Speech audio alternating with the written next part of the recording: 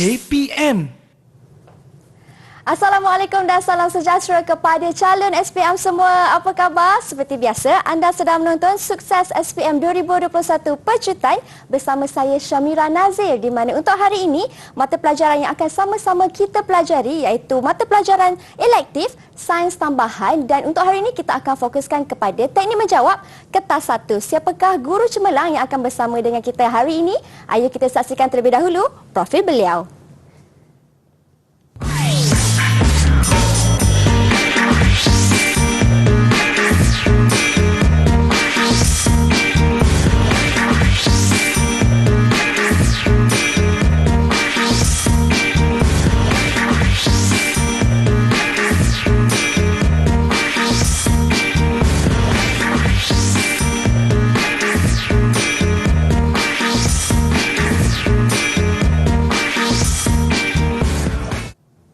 Baik, itulah dia guru yang akan bersama dengan kita untuk hari ini iaitu Cikgu Rosnizan. Assalamualaikum Cikgu.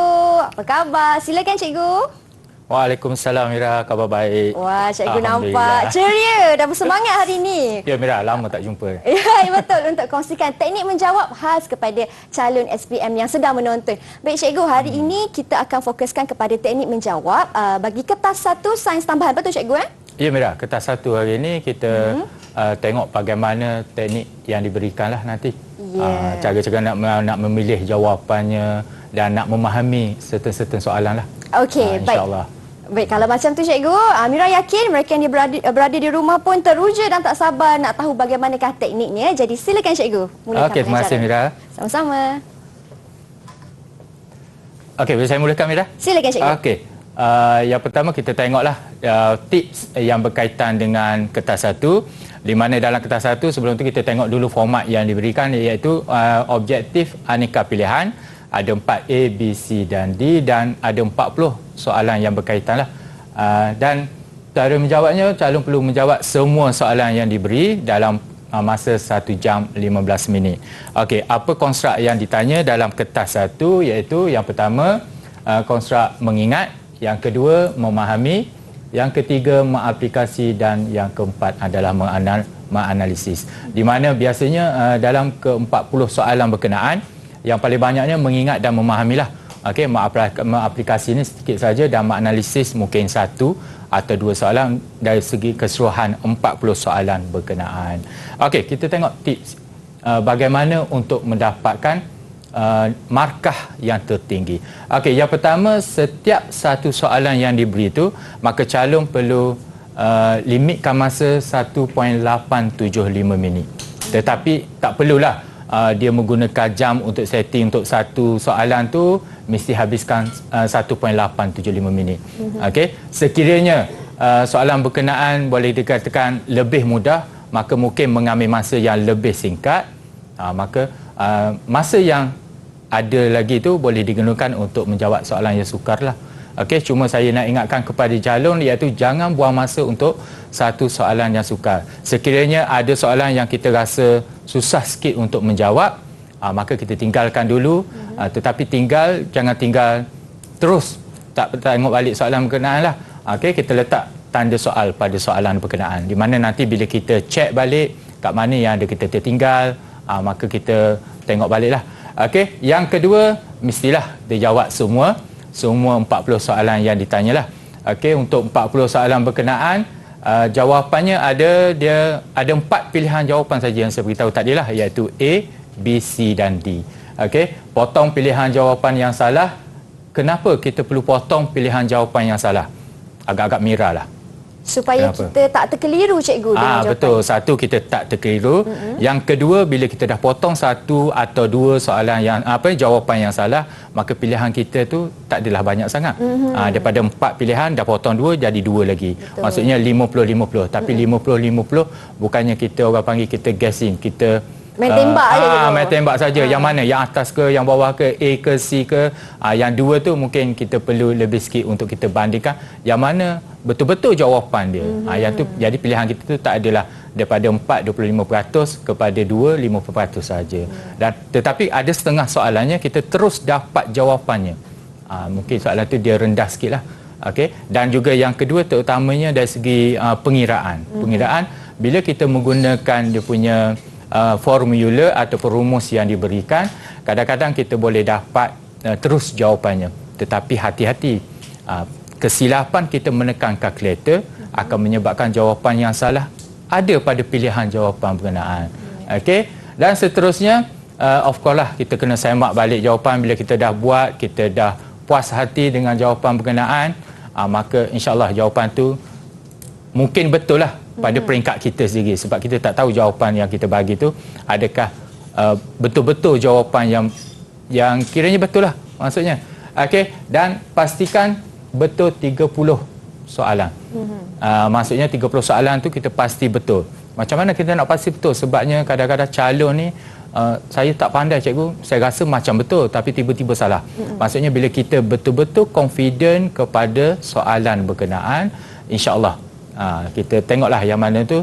Sebabnya kadang-kadang bila kita tak confident, maka kita perlu ulang balik, kita ingat semula apa yang kita pelajari. Kadang-kadang dari segi situ kita boleh imbas kembali, okey, pada untuk beberapa soalan berkenaan.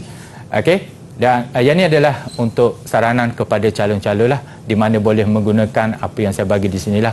Ada lagi banyak sarana-sarana lain, di mana sarana lain yang pertamanya, kalau kita tengok nanti kita akan tengok beberapa contoh soalan lah, mengingat macam mana caranya kita nak nak pikat soalan yang diberi, itulah tugasan yang diberi. Yang kedua, dari segi formula yang digunakan, bagaimana setengah-setengah calon ni kalau di sekolah ditanya, cikgu, soalan diberi formula atau formula tu kita perlu hafal. Okey, untuk sains tambahan, setiap soalan berkenaan formulanya ada di bahagian bawah. Okey, kita tidak adalah calon tidak perlu menghafal terlalu banyak formula. Cumanya formula yang ringkas, yang terlalu ringkas tu kita tak bagilah pada soalan berkenaan. Okey, kalau dekat sekolah kita terbagi, bila bagi dia punya stimulus, kita panggil rangsangan soalan berkenaan, di bawah tu akan ada formula yang perlu digunakan ketika itu. Ada mungkin kemungkinan soalan tu dia peringkat tinggi sikit, dia ada 2 formula yang perlu dia gunakan, ataupun yang peringkat biasa dibagi 1 saja formula. Tetapi formula berkenaan perlu diolah sekiranya murid nak mencari, calon kita nak mencari sesetengah jawapan yang berkenaan lah. Okey, dan bagaimana kita nak tahu kita dapat cemerlang atau tidak, Mira?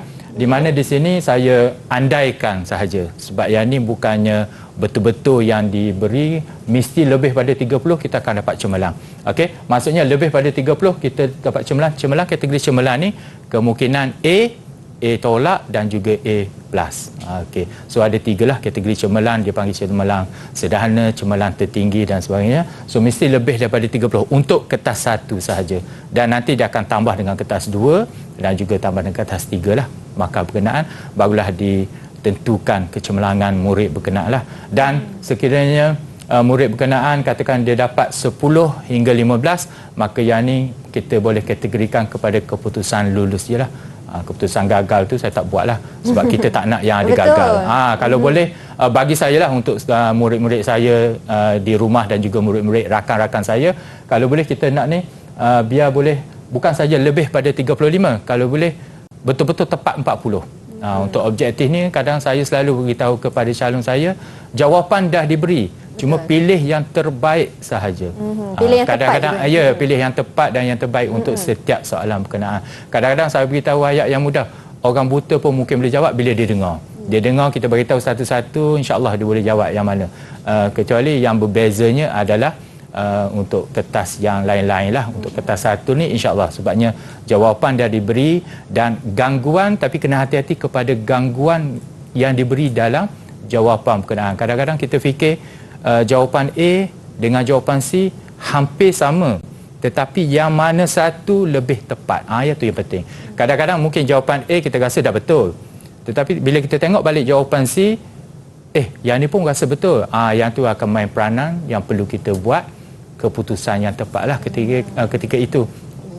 Untuk mendapatkan jawapan yang betul-betul tepatlah. Betul tu cikgu. Ya. Dan untuk hari ni itu yang kita nak sasarkan sama-sama cikgu Ya, untuk betul, peroleh markah lebih daripada 35. Kalau boleh cikgu kata 40 kan cikgu. 40 alhamdulillah. Baik, itu dia sedikit penerangan Ya. ringkas cikgu bagaimana cara fahami dan juga menjawab bagi kertas satu ataupun Ya. soalan objektif. Kita berhenti berehat seketika. Calon SPM semua jangan ke mana-mana. Kita kembali selepas ini hanya di Sukses SPM 2021 Pecutan. Didik TV KPM. Didik TV KPM. Baik, kembali kita dalam Sukses SPM 2021. Masih lagi bersama dengan guru cemerlang kita hari ini iaitu Cikgu Rosnizan bagi teknik menjawab kertas satu mata pelajaran sains tambahan. Baik cikgu, di segmen ini cikgu akan berkongsi pula konstruk mengingat dan memahami. Betul cikgu Ya betul Mira. So kita tengok konstruk yang paling rendah lah iaitu mengingat, dan konstruk yang kedua iaitu memahami. Kita tengok beberapa contoh soalan contoh daripada konstruk mengingat dulu ya Mira. Okey, mengingat ni konstruknya boleh dikatakan rendah tu maksudnya di mana apa yang calon ataupun murid di sekolah dia baca, maksudnya dia lebih kepada fakta. Iaitu dia baca soalan dan dia tahu apa jawapan yang diberi. Dia tak perlu fikir lebih lagi lah. Okey, untuk mengingat. Kalau untuk memahami, dia ada dua stepnya. Step satunya adalah step mengingat, dan satu lagi step memahami tu dia perlu faham teks yang diberi ataupun faham gambar yang diberi, barulah dia dapat jawapan. So dia ada dua, boleh dikatakan kalau saya biasa satu tangga dan dua tangga. Kalau seterusnya itu dia banyak-banyak lagi tangga lah. Okey, kita tengok contoh yang pertama Mira. Antara yang berikut yang manakah adalah satu garam terlarutkan. So dia punya poinnya di sini adalah garam terlarutkan. Okey. Bermaksud garam dia ada dua lah, dia belajar garam terlarutkan dan juga garam tak terlarutkan. Okey, dia ada dua saja pilihan di sini iaitu dia ada empat pilihan. Maksud saya A, B, C, D. Cuma dua pilihannya yang sama iaitu klorida, ada dua, dan satu lagi adalah sulfat. So, murid-murid dia dah pelajari ada empat jenis garam. So, di sini ada dua sajalah. Dan dua di sini di mana beberapa garam berkenaan, yang mana satu garam yang boleh larut. Terlarutkan tu, ini istilah kimia dia. Garam boleh larut dan garam tak boleh larut lah. So di sini dia banyak dia belajar kalau contoh garam klorida berapa, yang mana yang boleh larut, yang mana tak boleh larut. Okey, manakala garam sulfat yang mana boleh larut, yang mana tak boleh larut. Dia ada dah certain dia lah. Okey, kalau di sini kita tengok ferrum 2 klorida, azetum klorida, kalsium sulfat dan juga plumbum 2 sulfat. So jawapannya adalah ferrum 2 klorida yang terlarut. Di mana yang tiga ni, kenapa tiga ni adalah jawapan yang salah? Okey, di mana dia belajar semua garam klorida adalah larut kecuali dia ada beberapa tu iaitu argentum dan ada beberapa lagi lah garam berkenaan. Dan garam sulfat, semua garam sulfat adalah tak larut kecuali yang mana. Dia ada dia punya certain dia tu. Yang tu kalau itu sebelum ni dah dipelajari secara detail lah berkait dengan garam. Tu yang dia perlu ingat. Beberapa sebenarnya beberapa benda tu dia boleh hafal dengan sendirinya lah. Okey, yang kedua, kita tengok soalan yang kedua. Antara berikut yang manakah merupakan ciri minyak sawit terpakai? Apa yang dimasukkan dengan minyak sawit terpakai? Maksudnya minyak sawit yang telah digunakan untuk menggoreng dan sebagainya. Okey, dan dari sini kalau kita tengok pilihan-pilihan jawapan dia, kita boleh ingat, iaitu calon boleh ingat minyak sawit yang biasa dan juga minyak sawit yang telah terpakai lah, yang dah digunakan. So dari segi yang pertamanya kita tengok sini, warna lebih cerah. Bila sebut warna lebih cerah, adakah minyak yang kita dah digunakan tu dia sama seperti yang asal? Maka kalau kita tengok situ, maka of course lah dia punya tu salah lah. So kita boleh potong yang ni. Okey, dah satu dah hilang dia punya cara dia. Yang kedua, perlu ditapis terlebih dahulu. Kenapa dia perkataan dia tu perlu ditapis terlebih dahulu? Okey, kalau sebelum minyak sawit dihasilkan, dia ada perkataan tu perlu ditapis. Sebab ditapis tu untuk kita buang benda asin dan sebagainya untuk hasil minyak berkenaan. So di sini dia tidak ada kaitan dengan minyak yang ni lah. Kalau kita tapis juga minyak ni, kita hanya nak buang dia punya bahan-bahan, ataupun kalau kita masak ayam juga dia punya kerak-kerak apa ni. Crispy dia tu kan. Crispy dia tu dia punya tepung ke apa, kalau kita tapis tapi dia still lagi warna dia sama seperti warna yang asal minyak yang dah terpakai lah. So yang ni kalau kita nak tapis, just kita nak buang dia punya tu dia je. hampas dia dan sebagainya lah. Okey, yang tu pun salah. Dan jawapan kita C dengan D. Okey, yang ni my peranan ni C dengan D. Biasanya kalau zaman saya belajar dulu, ada cikgu beritahu pilih jawapan yang panjang. Kadang-kadang dia punya cara tu ada kebenarannya tetapi ada tidaknya. Okey, kemungkinan mungkin jawapan di sini betul-betul jawapan yang panjang itu bernasib baik namanya. Okey, so kita tengok ni kandungan asid lemak yang tinggi. Okey, kandungan asid lemak yang tinggi.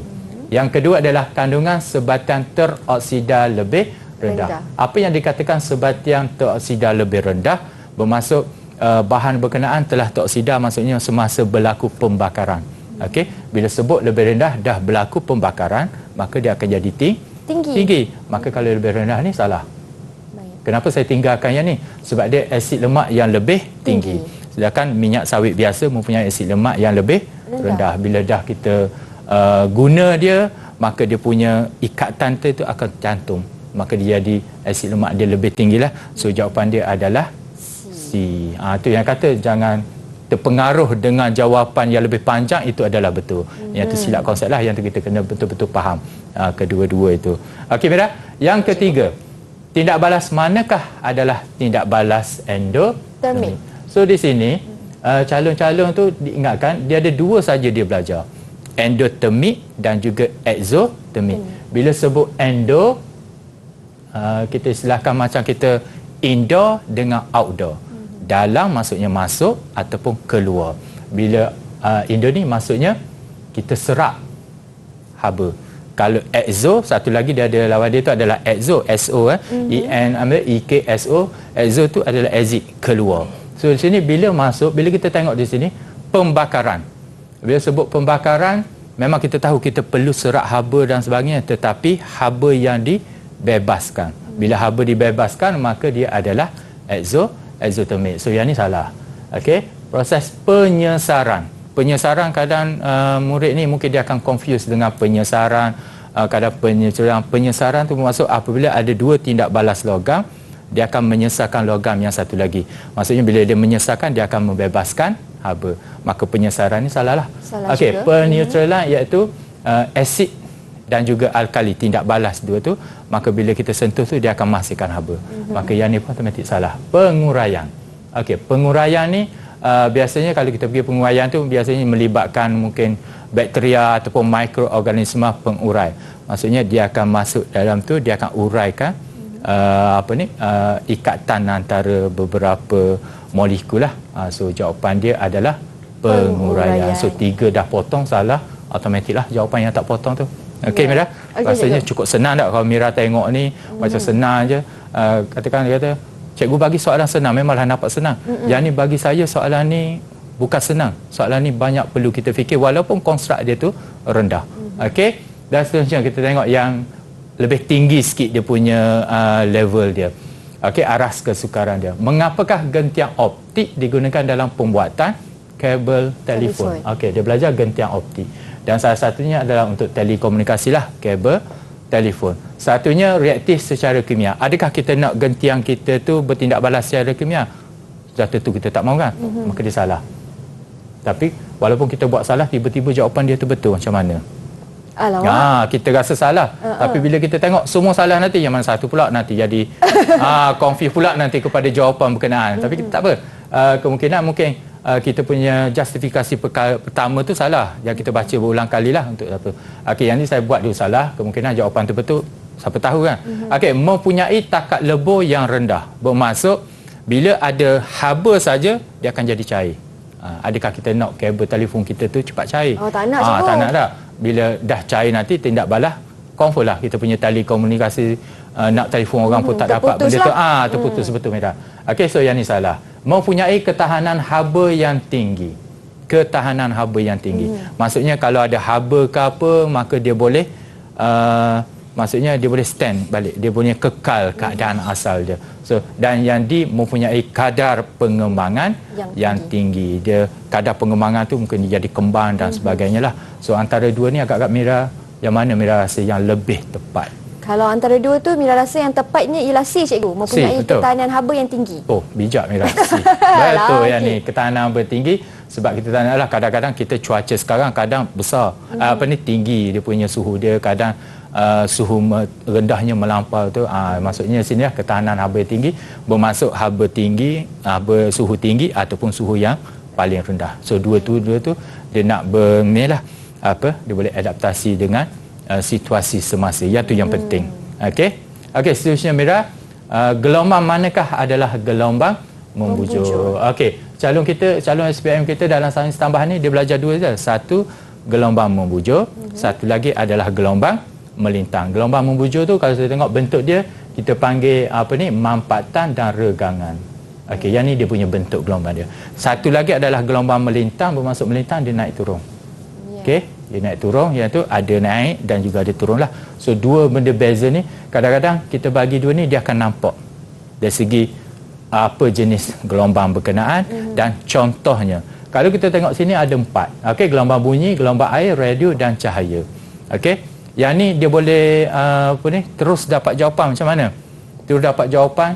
Okey, kalau gelombang bunyi, bila kita katakan saya bercakap sekarang ni, Mira dengar. Kalau gelombang saya tu naik turun, apa Mira akan dapat? Saya akan macam tak dengar lah cikgu. Ya, akan dengar tak lah. Kalau sekarang ni dia direct terus, dia pergi terus ini. Okey, maksudnya dia punya getaran tu kepada molekul. Okey, yang kedua gelombang air. Gelombang air kalau kita tengok ombak tu naik turun. So dia ni lebih kepada gelombang air. Melintang, gelombang air. So yang ni salah. Okey, gelombang radio pun sama. Dia naik turun kita punya frekuensi apa semua kan. Okey, so yang ni salah. Dan juga gelombang cahaya. Walaupun gelombang cahaya kita nampak gelombang cahaya tu macam direct terus kepada kita. Tapi dia merupakan gelombang bawah gelombang elektromagnet. So yang ni dia salah. So jawapan dia teruslah kepada jawapan A. Okey, gelombang bunyi. Tapi sini nampak terus dia punya tu. Tapi kadang-kadang calon kita ni dia confuse dengan bunyi dan juga cahaya. Sebab cahaya dia nampak terus pergi kepada kita lah. Okey Mira? Okey, saya rasa untuk konstruk mengingat ni hanya 5 sajalah saya bagi sini. Saya rasa dah cukup dah untuk pergi pada yang lain dah. Kita pergi yang lebih tinggi sikit, iaitu untuk konstruk memahami. Okey, nak faham apa yang diberi dalam soalan kita lah. Okey, contoh yang pertama. Bila sebut konstruk memahami ke, mesti wajib ada gambar ke? Tak semestinya. Kadang-kadang dia bagi stimulus. Yang atas ni kita panggil stimulus. Stimulus tu adalah rangsangan kepada calon. Mungkin stimulus tu panjang, maka dia perlu faham setiap satu perkataan ataupun ayat penuh kepada soalan berkenaan. Okey, kalau kita tengok di sini, rajah 1 menunjukkan pemerhatian bagi satu eksperimen. Apakah L? Apa yang dia nampak di sini? Sebelum dan juga selepas. Dia nampak pepejar ni. Dan selepas pun nampak ada pepejar, tetapi tidak secara 100% dia larut. Kemungkinan bila dia kacaunya, dia pecah dia punya bentuk molekul dia saja, tetapi dia tak larut. Kalau kita nak tahu dia larut macam mana, tidak ada baki yang ada di bawah. Okey, tapi kita nampak sini, yang ni besar, yang ni kecil. Bila dia dah pecah-pecah, mungkin kita nampak dia lebih halus lah. Okey, so di sini gambarnya dia fahamnya apa? Maksudnya pepejar tu tidak larut. Okey, di sini yang saya kata tadi dia belajar 4 je, iaitu klorida, garam yang klorida, garam yang nitrat dan sebagainya, ada 4. Tapi di sini tiosulfat, oksida ni dia tak belajar. Macam mana kita nak tahu? Okey, dia perlu tahu, calon kita perlu tahu ada 3 logam, apa saja nama di belakang dia larut. Apa dia yang wajibnya? Wajibnya iaitu amonium, kalium, natrium dan juga kalium. Di sini dia terus dapat dia punya jawapan dia tu. Ketiga ni antara logam yang terus larut cikgu Ya, dia punya larutan lah, maksudnya larutan pepejar. Dia kali ikut logam depan ni, dia logam yang lebih reaktif. Di atas apa saja nama di belakang, kadang dia punya amonium nitrat contoh, amonium klorida. Sebab ada amonium, maka dia adalah garam yang larut. Ada 3 ni. Sebab bila dia belajar, yang 3 di bahagian atas tu, apa saja bentuk nama belakang dia akan larut semuanya. Yang di bawah tu dia ada beberapa, ikutlah sulfat, garam apa yang tak larut. Untuk klorida, garam apa yang tak larut. Kalau nitrat, semua garamnya dia larut. Okey, so jawapannya adalah kalsium oksida. So dia tak larutlah di situ. Okey, untuk yang kedua. Okey, yang kedua, rajah 2 menunjukkan aras tenaga bagi satu tindak balas. Apakah jenis tindak balas itu? Okey, cuma saya nak maklum kepada calon, bila kita tengok di sini nampak benda ni apa hint yang mudah. Yang satu saja saya beritahu kepada murid saya, kita tengok sini, negatif. Kalau negatif tak payah fikir benda lain. Apa dia maksud tak payah fikir benda lain? Yang negatif dia belajar 2. Walaupun 4 gangguan dia, pengoksidaan penurunan yang saya beritahu tadi lah. Endotermik dan juga exotermik ni adalah tindak balas. Okey, yang ni juga tindak balas, 2 ni. Tetapi kalau ada gambar rajah aras tenaga namanya, dia hanya belajar 2 ni je. Tapi salah satu macam mana nak tahu jawapannya? So yang ni dah salah lah. Dia dah boleh dapat 50% pilihannya. So apa jawapan dia? Bila kita tengok negatif, maka terus jawapannya adalah exo. Haba dibebaskan. Maka tanda dia adalah negatif. So jawapan dia exo lah. Walaupun peringkat tu tinggi memahami, tapi kita tengok apa yang diberi pada gambar berkenaan. Cukup mudah. Kalau positif, maka tak payah fikir banyak. Endotermik. Betul. Yang ni salah satulah. Satu lagi kita tengok dia duduk di atas, dia duduk di bawah. Kadang yang ni kita missing lah, kita susah sikit. Tengok yang ni dulu. Sekiranya yang ni tak diberi. So kita tengok yang ni first garis ni di atas, yang kedua garis di bawah. Satu lagi kita tengok anak panah di bawah. Untuk exotermik. Untuk endo, anak panah dia ke atas. Yang ni kita tak usik dah tenaga. Yang ni memang sama je kedua-duanya. Okey, boleh Mira? Boleh, Cikgu. Okey, seterusnya kita tengok rajah 3 menunjukkan satu struktur bumbung. Apakah jenis bahan termaju paling sesuai? Perkataan di sini adalah paling sesuai untuk struktur X. Okey, kalau kita tengok sini, yang ni kita panggil saya lupa dalam bahasa Melayu kita panggil apa? Kita panggil awning. Ada nama bahasa Melayu dia tu ada, saya lupa dah. Okey. Biasa kita selalu panggil awning awning rumah. Awning rumah macam tu. Tapi dia ada bahasa Melayu dia tu kadang bumbung boleh ke cikgu kalau kata kita panggil? Bumbung tu boleh. Dia ada nama khas dia, saya lupa dah nama tu. Bila sampai sini je terus lupa. Bila tengok Mira tu terus lupa. Tidak ada, saya gurau je Mira. Okey, so di sini hanya satu saja. Sebab dia kalis air, maka jawapannya adalah Teflon. Teflon kan dia kalis air selain daripada bumbung, dia lapis untuk peralatan memasak sebab nak mengelakkan makanan daripada melekat. Okey, seterusnya. Satu lagi. Boleh Mira? Boleh, Cikgu. Okey, rajah 4 menunjukkan graf sesaran masa bagi suatu sistem bergetar. Apakah X? So X ni adalah dia panggil sesaran maksimum. Sesaran maksimum kita refer kepada amplitude. Betul Mira. So tempoh di sini, kita ambil sini tempoh sebab dia ada masa. Frekuensi pun sini kita ambil nilainya 1 bahagi tempoh. Dan panjang gelombang kalau dia jarak, maka panjang gelombang kita ambil lah daripada starting sini sampai sini.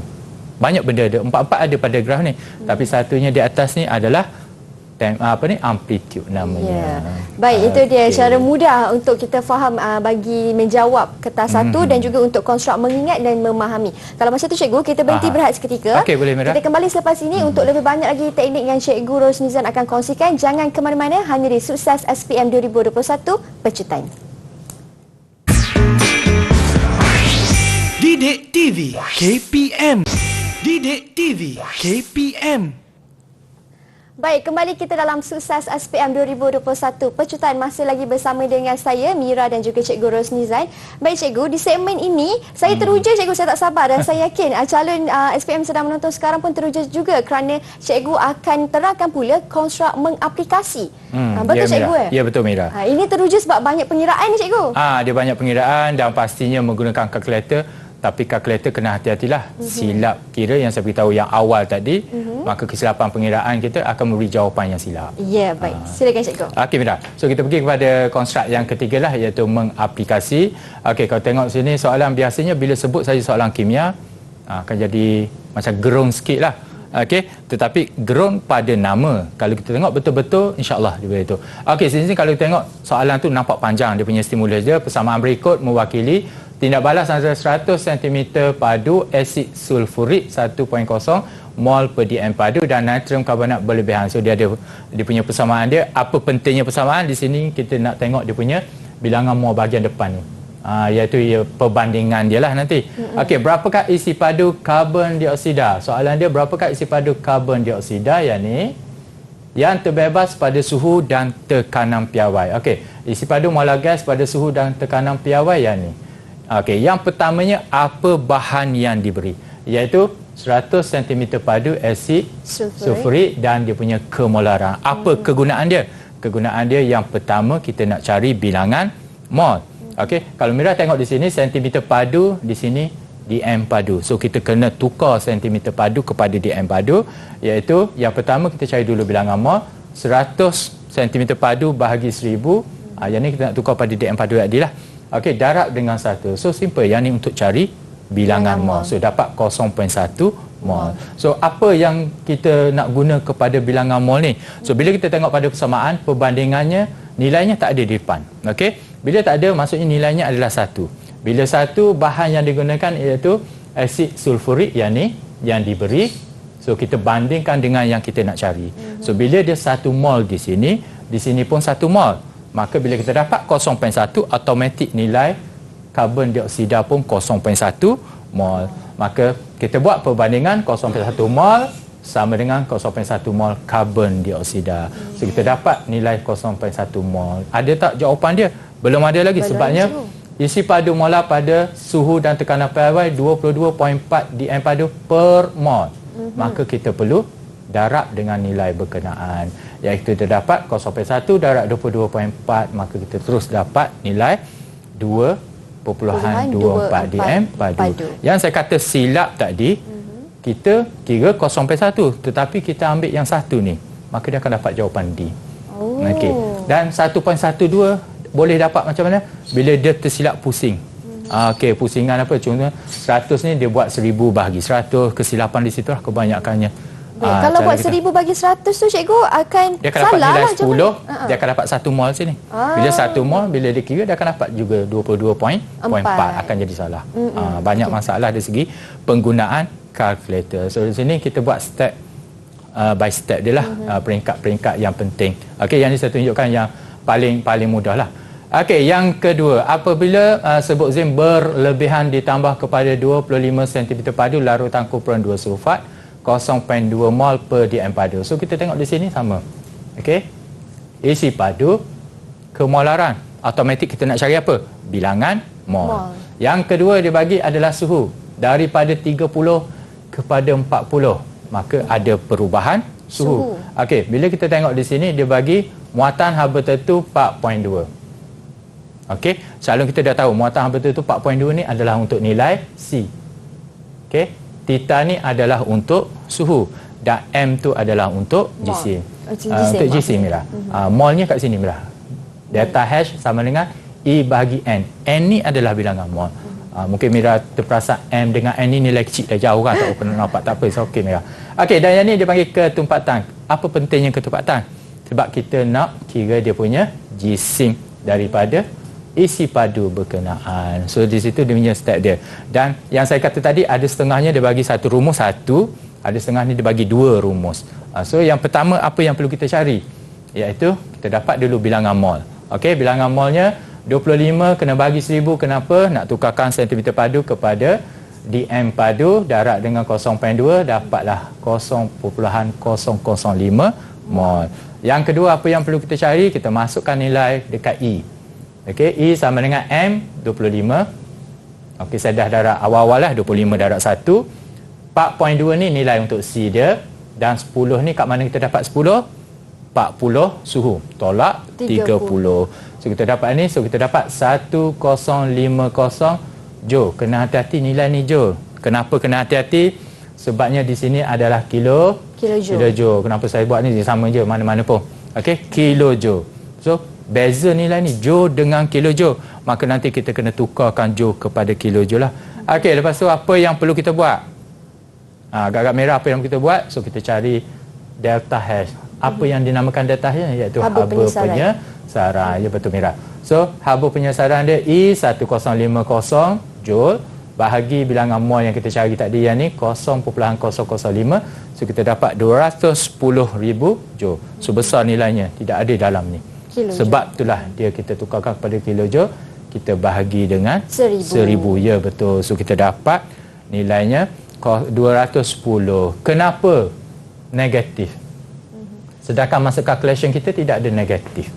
Sebabnya suhu meningkat. Maaf. Betul. Suhu meningkat, Mira. Suhu meningkat, kalau Mira tengok sini 40 tolak 30 tu nilainya positif. Tetapi bila dia meningkat, bila kita tengok situ, kita andakan suhu awal 30, suhu akhir 40. So nilai negatif sebabnya peningkatan suhu tu menyebabkan nilainya jadi negatif. So kita tahulah bila negatif tadi saya dah maklum satu, iaitu tindak balas exo. Ya, betul Mira. Alhamdulillah. Mira lagi mahir, dah bertambah mahir sekarang ni. Boleh ambil exam nanti. Okey Mira. Seterusnya kita bagi pada nombor 3. Okey, nombor 3 ni lebih mudah. Adapun aplikasi penggunaannya adalah V sama dengan F lambda sahaja. Tetapi murid-murid kita kena ingat F tu untuk apa, lambda, simbol lambda tu untuk apa, dan V tu untuk apa. Okey, yang dia nak adalah panjang gelombang. Okey, dia bagi sini adalah halaju dan frekuensi. So frekuensi kita dah nampak F, maka automatiklah untuk frekuensi yang ni. Okey, yang ni adalah halaju, halaju adalah V, V adalah bahasa Inggeris dipanggil velocity. Formula ni dia banyak pada bahasa Inggeris, velocity. Dan dia punya bentuk ni kita panggil lambda, iaitu panjang gelombang. So just dia masuk saja nilai. Okey, yang tu kena hati-hati. Kenapa? Formula yang diberi V sama dengan F lambda, maka dia kena tukar kedudukan tu, iaitu lambda V bahagi F. Okey, 5.5 bahagi 4.5 dapat 1.22. Okey, ada setengahnya, katakan jawapan ni ada 0.82, 1, 10.00. Adakah pengiraan tu akan dapat? Dia akan dapat sekiranya dia silap. Macam mana? Dia buat 4.5 bahagi 5.5, maka dia akan dapat 0.82. Dia tolak 5.5 tolak 4.5 dapat 1. Dia tambah dapat 10. Ada kemungkinan tak dia akan buat macam tu? Kemungkinan bila kita dalam keadaan kegusaran semasa menjawab, silap tekan simbol tu. Positif, tolak, tambah, darab dan juga bahagi. Kadang-kadang banyak benda kesilapan. Sebab kadang-kadang ketika itu kalau murid calon kita jarang menggunakan kalkulator, tiba-tiba masa tu baru nak guna kalkulator. Yang tu akan jadi masalah lah kepada mereka. So sebab tu saya kadang-kadang sentiasa bagi pendedahan awal kepada murid itu, walaupun benda tu kita nampak macam kita boleh congok yang ni, tapi guna kalkulator supaya kita tidak tersilap tekan. Okey, seterusnya kita bagi pada nombor 4. Okey, nombor 4 nampak agak susah sikit. Bila tengok gambar ni pening, banyaknya garis-garis ni. Yang ni dia belajarnya bawah tajuk interference gelombang, iaitu dua gelombang yang terhasil, maka ada dua gelombang yang akan bertemu, dan atau dua gelombang yang juga semua bertemu, cuma dia ada puncak dengan puncak, maka dia akan lagi tinggi, dan puncak dengan lembangan, maka dia akan jadi kosong, tidak ada apa-apa gelombang lah. So di sini kita tengok dia nak adalah jarak antara ni S1 dan S2. So daripada formula dia bagi A lambda D, lambda darab D besar tu bahagi dengan S. So kita tengok sini, satu lagi dia ada sini nilainya 30, dan jarak antara garis ni kalau kita tengok betul-betul sini dia ada puncak bertemu puncak lah, yang garis biasa, ada yang garis putus-putus lah. So dia ada nilai 5 di sini. So apa peranannya? Dia punya formula berkenaan. Dia ada peranan betul lah. So kalau kita tengok situ dia nak jarak, dia bagi panjang gelombang ialah 1.5. So kita dah dapat nilai untuk lambda di sini. Okay, kecil sikit dia punya formula ni. Okey, panjang gelombang 1.5. So dia nak adalah jarak S1 dengan S2. So calon kita dia dah tahu antara sumber dengan tempat yang kita tengok nilai 5 ni, yang ni adalah nilai D. Okey. Yang tu dia dah tahulah. Cuma 5.0 ni adalah X. So apakah S1 S2? S1 S2 adalah A. Yang ni dia boleh katakan setengah orang kalau saya kata menghafal, kadang-kadang orang marahlah pada saya. Takkan semua dalam buku tu nak kena hafal. Maksudnya dia faham kedudukan dan satu-satu nilai berkenaan. InsyaAllah bila faham je, tidak ada kesilapan pada gantian tersebut. Maka diganti je lah. A sama dengan 1.5 darab 30 bahagi 5. 5 ni adalah untuk X, 30 tu adalah untuk D, 1.5 adalah lambda, panjang gelombang. So dia dapat nilainya 9.00 cm. Kenapa ada nilai 9.00 setengahnya? Kadang student kita, yang ni saya nak bagi penekanan apabila untuk kertas yang lain. Kadang-kadang kita nak sekatakan nilai berkenaan lah. Okey, nak seimbangkan nilainya. So dapat 9.00. Boleh ke dia dapat nilai 0.2 ni bila saya beritahu tadi lah, bila dia tersilap letak. Dia akan dapat nilai-nilai berkenaan. So kena hati-hati. Kalau tertukar kedudukan nilai ya, kedudukan tertukar. Contoh dia letak 1.5 darab 5 bahagi 30. Dia akan dapat nilai, tetapi nilai tu ada di situ. Dia punya gangguan dia tu bukan sebenar-benarnya nilai di situ kita letak ikut suka je, tidak. Tapi susah tu dia adalah daripada kecil kepada besar ataupun besar kepada kecil. Itu dia punya cara kita nak, kadang-kadang kata kenapa nak kaburi mata murid. Itu kita nak bezakan murid yang betul-betul cemerlang tertinggi, cemerlang sederhana dan sebagainya. Dia punya konsep kepada soalan berkenaan lah. Okey, Mira pergi kepada nombor 5. Okey, nombor 5 yang ni mudah sikit lah. Okey, bagi saya mudah, bagi cikgu semua mudah nampak di situ. Betul Mira? Okey, kalau bagi Mira pun saya rasa nampak macam mudah aja. Okey, yang perkara yang pertamanya di sini kalau kita tengok, murid dia kena tahu apa sahaja pengiraan berkait dengan elektrik dia menggunakan saat. Okey, kalau dia bagi minit dia kena tukar kepada saat. Tapi di sini terus dia bagi saat. Maka di sini kita nampak ada nilai voltanya 6 volt dan ada nilai arusnya 3 ampere. Kalau dia tersilap ambil nilai 2 ni, maka dia akan tersilaplah jawapannya. Okey, di sini dia guna Q sama dengan IT. I itu adalah untuk arus dan T untuk masa. Just dia letak saja. 3 darab 80 dapat 240 kula. Kalau dia tak 6 darab 80 berapa? 6 darab 8 akan dapat 480. Tapi kalau dia letak semua nilai, dia akan dapat 1440. Kalau dia dapat 18 tu macam mana? Kalau dapat 18 cikgu, dia darab 6 darab 3 cikgu. Ya, betul Mira. So kalau tersilap letak semua dapat nilai di situ. So kena hati-hatilah. Kena katakan yang mana kita tak guna kita pakar, yang ni kita tak nak, maka dia guna yang ni je lah. Yang tu dipanggil gangguan kepada soalan berkenaan. Kenapa asyik nak ganggu je murid? Kalau tak nanti kita beritahu yang mudah semua, nanti kata soalannya cukup senang semuanya. Tak adalah kita nak bezakan peringkat-peringkat dia tu. Okey, untuk soalan nombor 6, okey, yang ni tidak ada gambar. Tetapi kenapa dia boleh dikatakan mengaplikasi? Mengaplikasi ni dia kata sifat-sifat bagi unsur X. Dia bagi 2 sifat, maka aplikasinya adalah di sini kegunaan bagi unsur X. Kalau kita tengok di sini, tidak reaktif menghasilkan warna. Bila sebut saja menghasilkan warna, automatik dia adalah untuk lampu iklan. Lampu saja. Tapi bila menghasilkan warna, maka lampu iklan. Okey, betul Mira, lampu iklan. Okay. Yang lain itu semua tidak reaktif. Cuma satu yang reaktif ni terapi kanser, yang lebih reaktif lah. Okey, terapi kanser itu maksudnya nak membunuh sel-sel kanser. Dia bukan merawat, membunuh. Kalau merawat, ramailah orang yang nanti senang-senang dapat, terus dapat merawat. Tidak, dia membunuh. Sebab tu kita punya metabolisme kita lah akan jadi rendah. Okey, nombor 7, jisim wayar kuprum ialah 0.5. Berapakah bilangan mol bagi atom kuprum? Bilangan mol bagi atom kuprum. Okey, di sini kita tengok dia bagi jisim molar bagi kuprum 63.5 gram per mol. Di sini kenapa tidak ada formula? Okey, sebab yang ni dia rumus dia tidak ada, orang panggil apa, exactly ada rumus. Yang ni murid dia dah faham. Untuk dapatkan bilangan mol, kalau kita tengok di sini ada gram, ada mol. Maka kita nak letak mol ni, bagaimana kita nak kira dia? Maka automatiklah kita boleh cancel gram dengan gram. Macam mana kita nak cancel?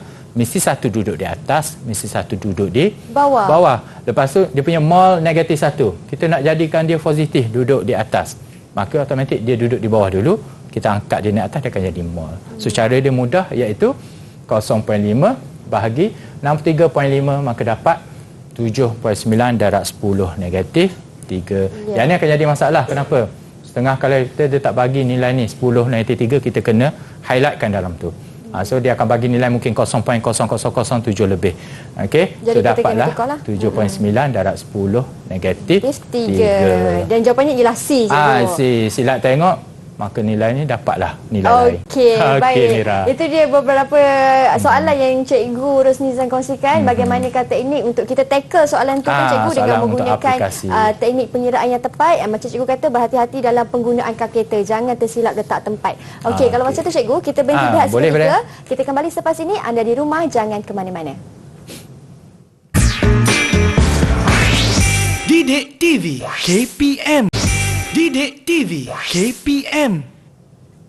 Baik, kembali kita dalam Sukses SPM 2021 Pecutan. Masih lagi bersama dengan Mira dan juga Cikgu Rosni Zain. Cikgu, kali ini Cikgu akan kongsikan pula teknik untuk menjawab konstruk menganalisis, Cikgu. Ya betul Mira, kita tengok menganalisis. Ini bila kita tengok perkataan menganalisis, analisis dia tu. Biasanya kalau kita dapat data, kita kena analisis data-data berkenaan. So di sini macam biasalah, kita kena analisis soalan yang diberi, iaitu kita panggil rangsangan yang diberi yang pertama. Contohnya, jadual menunjukkan pemerhatian apabila satu siri ujian dijalankan bagi mengesahkan anion dan juga kation sebatian X. Yang pertama, dia bagi ujiannya, tambah beberapa titik larutan amonia sehingga berlebihan kepada larutan X, dan dia akan tengok pemerhatian, dia kata mendakan putih terbentuk dalam larutan amonia berlebihan. Bermaksudnya dia tak larut dalam amonia. Walaupun kita letak secara berlebihan, dah banyak dah, dia tak larut.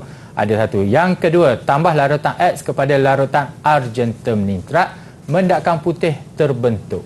Okey, bila sebut mendakan putih, dia ada beberapa jenis garam berkenaan. So murid kita dia dah tahu kalau tambah yang ni hasilnya mendakan putih, maka apa jenis-jenis anion dia. Dia punya klorida ke sulfat. Di sini ada dua pilihan saja. Okey, iaitu plumbum dengan zinc dan juga klorida dengan sulfat. So pilihan dia di situ iaitu kalau untuk anion mendakan putih terbentuk dan larut dalam larutan amonia berlebihan. So bila kita tambah aja, bila lebih dia larut. Kalau dia tak larut, dia ada beberapa nilai untuk garam berkenaan lah. Okey, so jawapannya adalah anion bagi klorida dan juga zinc. So nama bagi garam berkenaan adalah zinc klorida. Okey, so analisisnya adalah dikena analisis satu-satu nilai berkenaan. Okey, yang kedua, Rajah 1 menunjukkan susunan radar sebagai satu sel elektrolisis antara yang berikut, yang manakah berlaku jika eksperimen itu dibiarkan selama 1 jam. Okey, kita tengok di sini apa dia, iaitu kuprum. Dua-dua logam yang digunakan adalah kuprum. Dan satu lagi kita tengok adalah dia punya sel kering. Di mana sel kering ni dia membantu proses daripada tenaga elektrik kepada tenaga kimia. Maksudnya berlaku tindak balas kimia dan juga ada larutan kuprum 2 sulfat. Katakan larutan yang digunakan ni adalah larutan lain, maka tindak balas itu tidak akan berlaku sebab dia tak, orang kata apa, dia tak matching dengan kuprum ni. Dia tak match, dia tak boleh berlaku kehilangan elektron dan penerimaan elektron. So di sini tak ada masalah, larutan ni ada tu. Okey, bila kita tengok sini kedua-duanya, maka satu akan kehilangan elektron dan satu lagi akan terima elektron. Okey, yang satu yang mana akan kehilangan elektron dan mana akan terima elektron, dia akan jadi positif dan negatif. So kita tengok dia punya jawapan dia terus. Sebab kita tak nampak lagi sini, kita tengok satu-satu. Dia kata elektrod P semakin tebal. Yang ni semakin tebal. So kita tahu yang ni positif, yang ni negatif. So automatik di sini adalah positif, yang ni adalah negatif. Yang positif tu akan kehilangan elektron. Bila sebut perkataan kehilangan elektron, maka dia akan jadi nipis. Maka adakah jawapan yang ni betul? Iaitu P menebal. So dia salah. Jadi nipis. Salah. Yang kedua, bacaan ammeter menjadi sifar. Okey, menjadi sifar dia ada dua kaedah, Mira. Satunya, bila murid kita tengok dua-dua logam yang sama, kalau ikut dia punya tindak balas kimia, memang dia sifar. Tetapi kena ingat, sebab dia guna sel kering, maka dia punya nilai itu tidak akan jadi sifar sebab dia dibantu oleh tenaga elektrik untuk menghasilkan tindak balas kimia. Maka adalah dia punya nilai A dia. So yang ni salah lah, menjadi sifar. Okey, gelembung gas dihasilkan di elektrod Q. Gelembung gas dihasilkan di elektrod Q, maksudnya di sini. Adakah terdapat gelembung-gelembung gas? Maka dia tidak dapat. Cumanya elektrod Q ni bila yang ni dah menipis, salah satunya akan jadi menebal. Dan yang ketiga, keamatan warna biru larutan tidak berubah. Kenapa tidak berubah? Iaitu saya kata tadi, dia kena matchingnya iaitu larutan kuprum dengan kuprum. Sebab dia guna kedua-dua kuprum, maka satu akan hilang elektron, satu lagi akan terima elektron, dia akan terenak di sini. Maka hilang dengan terima, dia dah jadi maintain. Bila dia dah seimbang, maka tidak akan berlaku apa-apa kepada larutan berkenaan dari segi warna dia. Keamatan warna ni, sebab keamatan warna dia akan berlaku berkurang sebabnya elektron di dalam tu akan dinyacas, maksudnya di situlah Okey, so jawapannya adalah D. So kita tengok situ, masuk analisis dia lebih tinggi sikit sebab dia ada 4 kriteria dia. Yang pertama dia kena faham dulu, ingat dulu apa yang berlaku, faham, dan dia kena aplikasikan untuk yang inilah tindak balas berkenaan. Dan seterusnya kita tengok soalan nombor 3. Yang ni lebih kurang dengan yang tadi, cuma bezanya apa? Bezanya diguna logam Q, logam P, logam Q dan juga logam P ni selepas 2 jam. Apa yang berlaku yang dia nampak. So analisisnya iaitu logam Q dia tengok di sini, tak berapa nak nampak lah. Yang nampak jelasnya adalah dekat logam P dan diguna larutan kupron 2 sulfat. Bermaksud satu logam kehilangan elektron, satu logam lagi menerima elektron yang berlaku mendakkan di sini. So dia kata berdasarkan rajah 2, pernyataan manakah betul? Logam P adalah terminal positif. Kalau kita tengok di sini yang tadi, okey, yang ni beza dengan yang tadi. Kita tengok yang tadi dia ada sel kering, tetapi yang ni tidak ada sel kering. Bila tidak ada sel kering, murid kita dia dah faham, iaitu yang kehilangan elektron adalah terminal negatif, yang terima elektron adalah terminal positif. Yang tu dia faham sebab dia tidak menggunakan sel kering. Kalau menggunakan sel kering, yang kehilangan elektron adalah positif sebab dia ibarat orang kata apa, dipaksa oleh sel kering tadi untuk menjalankan proses tindak balas kimia. So kita tengok sini, logam P adalah terminal positif. Terus dapat jawapan dia.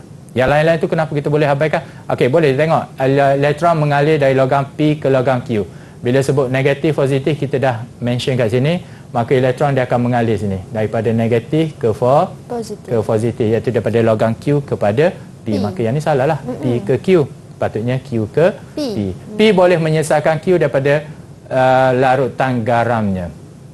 Okey, Q dia lebih reaktif, maka Q daripada larutan garam, P boleh menyesatkan Q, maka P berada di bawah, dia tidak boleh menyesatkan garam tersebut. Maka yang ini salah. Okey, dan yang kedudukan logam P lebih tinggi berbanding logam Q. So kita tahu bila negatif positif, negatif duduk di atas, P duduk di bawah. Banyaknya analisis kepada gambar berkenaan. So dapat itulah jawapan ini, memang kita dapat terus bila kita dah faham mana satu negatif dan juga mana satu positif. Okey, seterusnya. Boleh merah, kita pergi seterusnya. Soalan nombor 4. Ada situasi X dan juga situasi Y. Frekuensi tinggi bunyi whistle, getaran besar bunyi jet berlepas. Antara berikut, pernyataan berikut, manakah yang benar tentang situasi itu? So dia kena analisis ada 2 situasi di mana berdasarkan gelombang bunyi lah. Okey, kalau kita tengok sini berkait dengan frekuensi yang dia belajar dan juga getaran. Okey, kalau kita tengok tu, kalau dalam bahasa Inggeris kita panggil pitching dengan loudness. Pitching tu dia punya nada dia dan juga kekuatan dia lah. Kalau kita tengok di sini, situasi X mempunyai kelangsingan yang rendah, situasi Y mempunyai kelangsingan yang tinggi, situasi X mempunyai kelangsingan yang tinggi, kedua-dua situasi mempunyai kelangsingan. Dia hanya fokus kepada kelangsingan, langsing cikgu okey, langsing. Langsing tu kalau kita fikir benda apa? Kurus. Kurus tu maksudnya langsing dia lebih kepada frekuensi. Langsing ni yang dekat. Ada satu lagi besar. Frekuensi dia. Yang ni kita tengok situlah. Kalau kekuatan tu amplitude, naik turun. Okey, so jawapan ni agak-agak apa jawapan dia? Saya pun dah confuse jawapannya apa. Sebab kita tengok sini, frekuensi tinggi, getaran besar. Bunyi jet tu. Maka dia situasi dia tu mempunyai kelangsingan yang tinggi. X kelangsingan dia lebih tinggilah berbanding dengan getaran besarnya bunyi jet berlepas. Berlepas tu dia punya bunyi dia tu, maksudnya dia punya amplitude, amplitude tinggi, kekuatan dia. Kelangsingan ni dia lebih pada frekuensi. Okey, dan seterusnya, yang ni sebagai 5 soalan je lah untuk aplikasi apa ni, untuk analisis. Okey, yang ni nampak mudah tetapi dia kena analisis satu-satu. Okey, kalau Mira tengok di situ rajah 3 menunjukkan jaringan makanan dalam satu sistem, satu ekosistem hutan hujan tropika. Kadang-kadang takut confuse baca ni, hutan tropika lah. Hutan hujan tropika.